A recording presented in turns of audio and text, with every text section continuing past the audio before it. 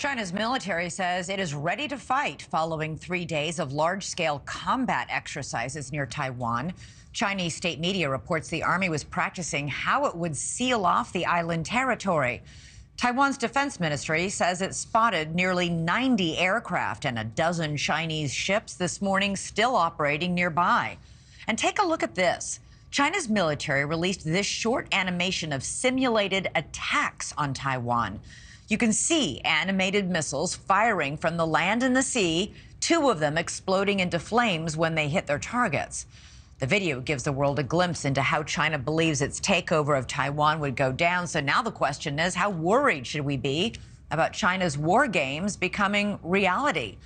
Joining us now is NewsNation Washington correspondent Kellie Meyer. And Kellie, these drills come on the heels of House Speaker Kevin McCarthy meeting with Taiwan's president in California and a bipartisan delegation traveling to Taiwan. Has the Biden administration commented on these recent drills at all?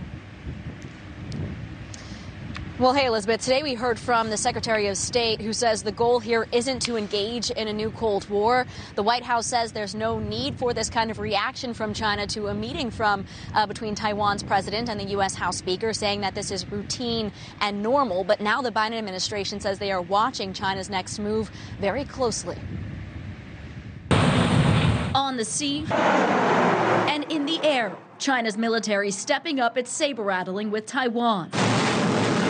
Warships and planes encircling the island, reportedly conducting combat training after they were dispatched for 3 days of military drills in response to a meeting between Taiwan's president and House Speaker Kevin McCarthy in the United States. We are not isolated, and we are not alone. Experts say China's military actions show off its ability to surround Taiwan, blockading them and deterring allies from intervening. Today, Taiwan's president slamming China's drills as irresponsible, while the White House is rebuking China's actions. There's no reason for tensions across the Taiwan Strait to devolve into any kind of conflict. Nothing's changed about our one China policy. Taiwan's military moving troops and readying air defense systems.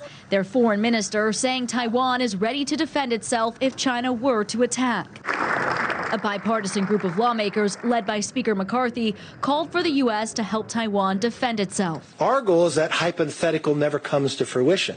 And what we know through history, the best way to do that is supply the weapons to allow people to deter war. China appearing to become more brazen with these latest drills. They just shot it. And the spy balloon flown over U.S. soil. Compared to the U.S., China has greater manpower, but the U.S. defense spending and warhead arsenal surpasses China.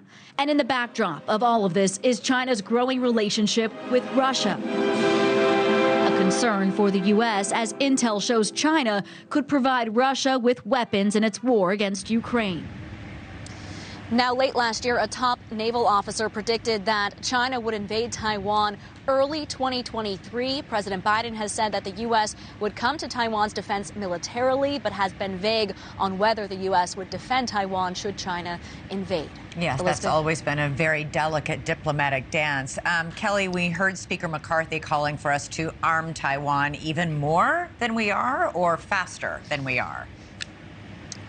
Faster. The U.S. House Speaker over talking with Taiwan's president recently, as we said, following that, saying that we should be supplying weapons much more quickly to deter war. The House Foreign Affairs Committee chairman here in Congress said he's working to speed up those deliveries. He says he signs off on those. Defense officials do say that those deliveries were slowed down due to supply chain issues, as well as the ongoing support for Ukraine in the war against Russia.